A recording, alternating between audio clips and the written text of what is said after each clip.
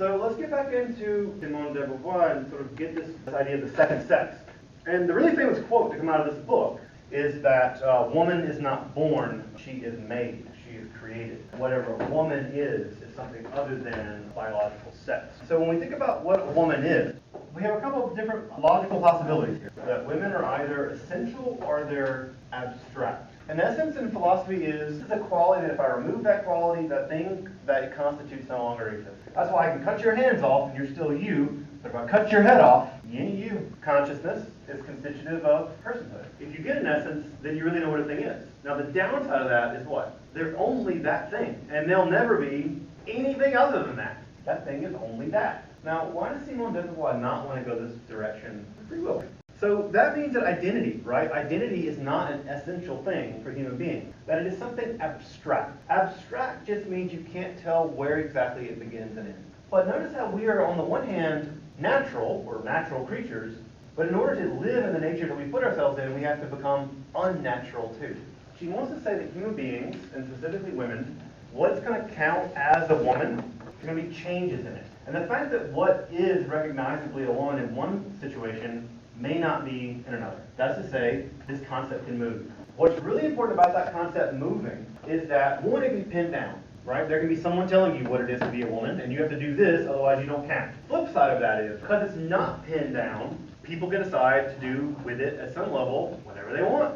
And so there's a great deal of freedom in this category as well. Yes, she is a feminist, but remember, feminism is the idea that something about patriarchy has actually done something bad to both men and women. The idea that men have formed the idea of what woman is negatively has actually had negative impacts on men. So this kind of links up Wollstonecraft. We have a situation where clearly the history of civilization in the past 5,000 years or so, male-dominated society, patriarchy, physical domination. That's what we get from Mary Wollstonecraft. She gives us sort of an anthropological theory about how this happened. It's not just physical domination. To make it even more abstract, it is political domination. Value control is going to count as important, and what is going to count as less important. That is to say, what is going to be the kind of values that society privileges, and what kind of put down or view as less than. Think about the way we think about men's work and the way we think about women's work. We've definitely developed as a civilization because we value one form of work over another form of work, at least in terms of wage labor. Beauvoir says it has a lot to do with identity formation. That is to say, how is it that groups come to understand themselves as themselves? We talked about this last time. Really, there are two mechanisms by which you can do identity formation, sort of in philosophy. One is positive identity formation, and the other is negative identity formation. I can think of very few cases there have been positive identity formation. Notice what's happening here. You would think, right, that in politics, the one place where it matters, because a lot of people get killed, that your political identity would be formed through you actually going through, trying to understand the political system and identifying positively with a political candidate or with a political platform. That doesn't happen. Identity formation happens through negatives. I vote Democrat because I'm not Republican. They're not voting Democrat because they believe in the actual Democratic Party platform. This is what Beauvoir is arguing. It's amazing to watch Bernie Sanders voters vote for Trump. That's what happens. People are voting against the system, not for a candidate. Again, this is negative identity formation. This is what Beauvoir is talking about. This positive identity formation is hard. It might be impossible for human beings. Too many ideas. There just isn't any essence to pin us down, therefore we'll never know exactly what we are. That can cause you some anxiety. We can never really be sure if we're really being authentic and who are we really. That's the downside. The upshot is that is a guarantee of, or a symptom of what? It shows that you're free. Which means that identity is going to be formed negatively. Beauvoir is not arguing that's bad. When I say negative identity formation, don't hear me saying value negative. That the world's so complicated you just figure out what you're not. An example of identity formation in philosophy was developed by Georg Wilhelm Friedrich Hegel, the master-slave dialectic. Dialectic just means any state of affairs arrived at through contestation. The master-slave dialectic described by Hegel how in primitive societies, this means early societies, what will emerge is a relationship between masters and slaves. There's masters and slave societies. You can see this in ancient Mesopotamia, you can see it in ancient Mayan civilization, Chinese civilization. You look at the Roman Empire, a third of the population of the Roman Empire were slaves. Let's think about the relationship between master and slave. Because on the first blush, it looks really clear. One person's in control and one person is not. But things get weird. The master owns the house and the lands and uses violence to control the slaves. The slaves produce the food, and do all of the cooking. Because the masters force the slaves to do all the food production and all the cooking, the masters now become dependent on the slaves.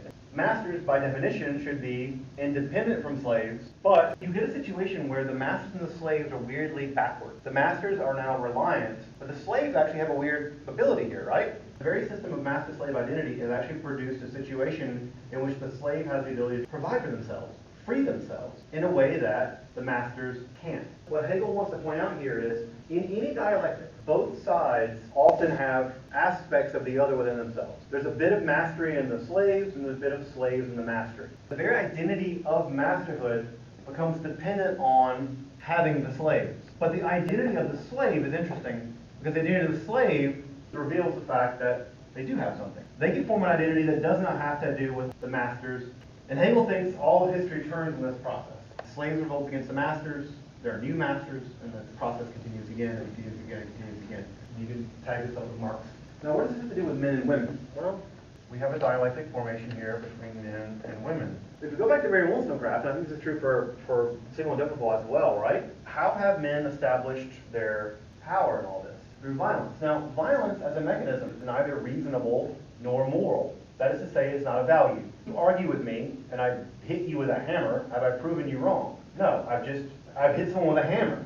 Now, they might shut up, but they're not wrong. Because it's violence, it is not justification. Is does not imply should. Simply because it is this way does not make it should be that way. Anyone remember why de Beauvoir says the dialectic has maintained itself this way? Women don't see themselves as a whole group. They do not act in their own subjective interests. They may act in their interests as mothers, as even workers. Or what de Beauvoir says is, historically, we never see in history women resisting the force of men as women, a subjective group, as a group with interests. And again, she's writing in 1946, so this is well before the rise of the modern feminist movement. Men have never actually advocated in their own interests as men either.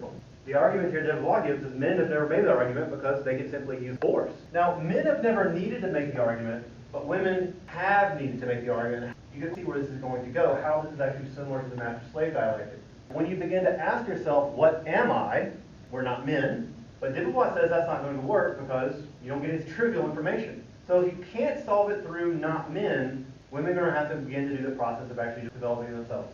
This means the development of identity as freedom.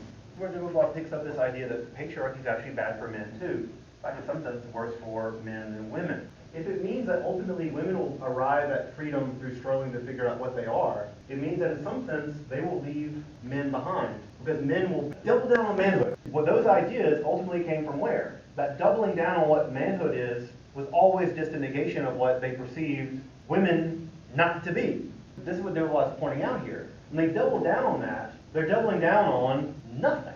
They don't ask themselves, what does it really mean to be a man? What they really say is, well, this is what it's not like to be a man. And that's what I'm not. Rather than asking themselves, what might we do to liberate ourselves from like shitty ideas of masculinity, they're just doubling down on traditional ideas because they perceive women as breaking free of those ideas. Now, there you go. It says all the masters can do when a slave's revolt is run into your house and lock a door. They have no identity outside of this master identity. They just don't. But the slaves can. De Beauvoir says this exact same dialectic is playing itself out in modernity. A lot of it has to do with World War II. Big group of people are seeing what suffering is.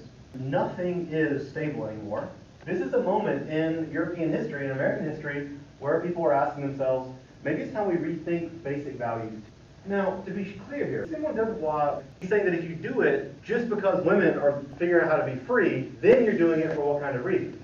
You're just really doing one of them because you're just responding. So when you have women attempting to discover what the nature of their freedom will be, which is an open-ended question, which requires experimentation, men might react in the same way that if the slaves were attempting to revolt, the masters might double down on really conservative values, rather than being like, hey, maybe we shouldn't have slaves, because they can't do that. They can't even entertain the possibility. There's no identity without it. Ditto here. Because of patriarchy, there's just no identity for men without the repression of women. And as soon as they begin to break free, men regress. Now, this system, right, this whole system is shit. So what can end up happening here, women can end up actually reproducing some of the systems that actually control them. Freedom can actually be not free. Freedom can be coerced. Individual choices may not be what's going to be at stake here. This is maybe a limitation for de Beauvoir's philosophy. The idea here is that at some level, if these are abstract categories like men and women, and again, she's not saying the biology is not real. She's just saying the roles that we play to prefigure the Judith Butler piece. That smoking cigars doesn't make you manly, and cooking cookies don't make you womanly. It depends on why you're doing it, and who you're putting an expectation on to do it. The question is it related to your freedom and how? Is it an expectation that you have? Is it a societal expectation on you? And the question is, how much can you experiment with it? And the answer is, you're free. You can experiment with it a lot. Now, does that mean your society is going to let you get away with anything? No, there'll be pushback. You best believe when Simone de Beauvoir came out in the 40s, publicly being gay in an open relationship, you can imagine the names that she got called. The very system of patriarchy for de Beauvoir, the otherness of woman, the very otherness of woman, the negation of their identity, actually lays the groundwork for their freedom. In fact, it mandates it. Just like the existence of slavery mandates, eventually, emancipation. Do you think that I'm going to be able to keep a bunch of people enslaved forever? No one can. Yeah, you're going to get slave revolts. You're going to get other kind of revolts. What you're getting here, feminism is the result of liberalism actually being forced on the men.